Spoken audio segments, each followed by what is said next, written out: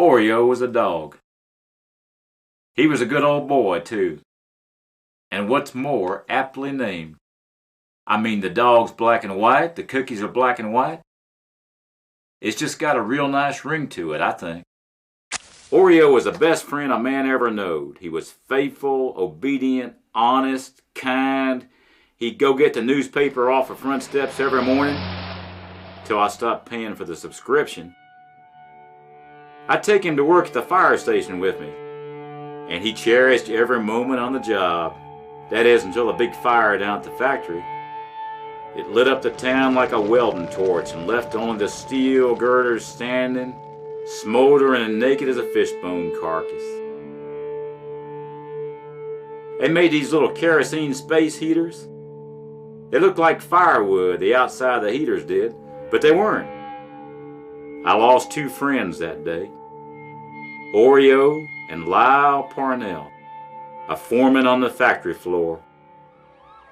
Lyle was the closest thing I had to a brother in this world, which worked out since we was actually born from the same mother. I don't like to think about him too much no more. Things is hard enough as they is, getting by from day to day in this broken shoelace of a town without reliving it. They say hindsight is 20/20. Well, I wish it were cataracts so I wouldn't have to picture it all so clear as day no more.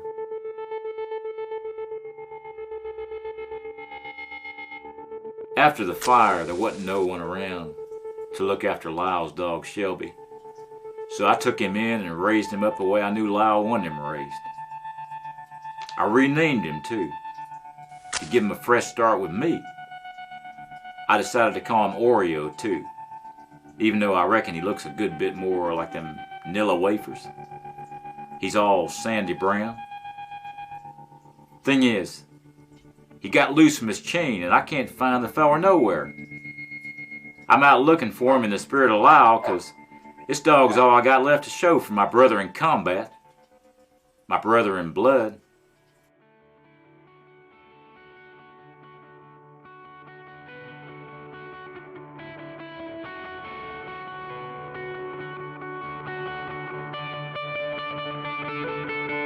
I posted signs all over town, but no one's called yet.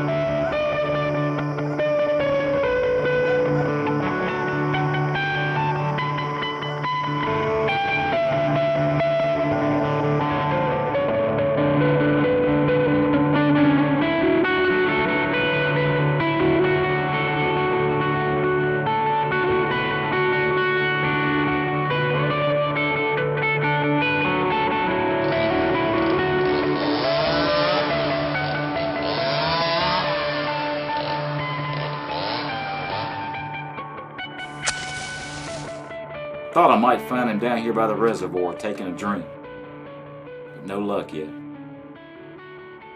I wonder if maybe he didn't run off with some good-looking retriever and leave me high and dry.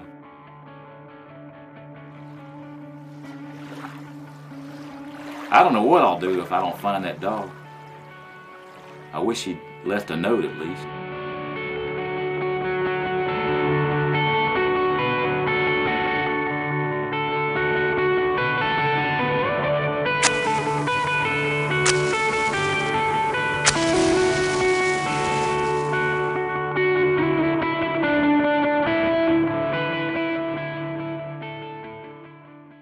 We used to put pennies on the railroad tracks here when we were kids, before the war. Back in the days when trains would whistle through here pretty regular, full of steel and coal and timber and plastic ready to be assembled at the factory. The trains would come rumbling through 8 times a day and smash those pennies flat as pancakes. Well, even flatter than that, really. Sometimes after my discharge, I'd be pretty lit up on a wild turkey, and I'd sit here on the hood of my truck and throw nickels just as hard as I could at the boxcars as they went by. Nickels is denser than a penny or a dime, or even a quarter for that matter. You can do some damage if you get enough elbow grease into it. Nowadays, people ain't got money to waste like that. Not to mention the trains don't run through here as much as they used to.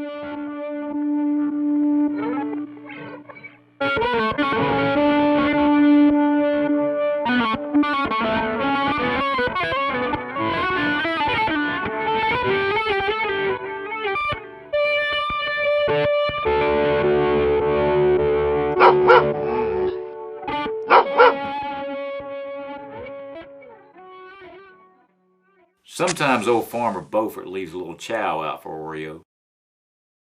But he hasn't seen any sign of him for over a week now, he says. He used to run milk and cheese all over the county from his farm. But it's tough since the gas station closed up and the local folks stopped coming by so much. He's got milk crates stacked up high like a poor man's pyramid out back. Some people say he converted a Hindu and uses that thing as a temple. Matter of fact, no one's seen him go near that cow in over a year now.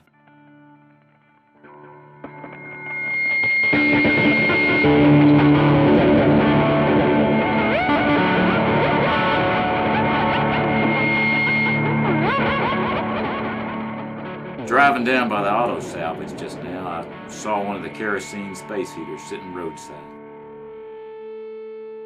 Someone's trying to sell it, as if there's a poor son of a bitch in this town who ain't found a way to keep themselves warm by now.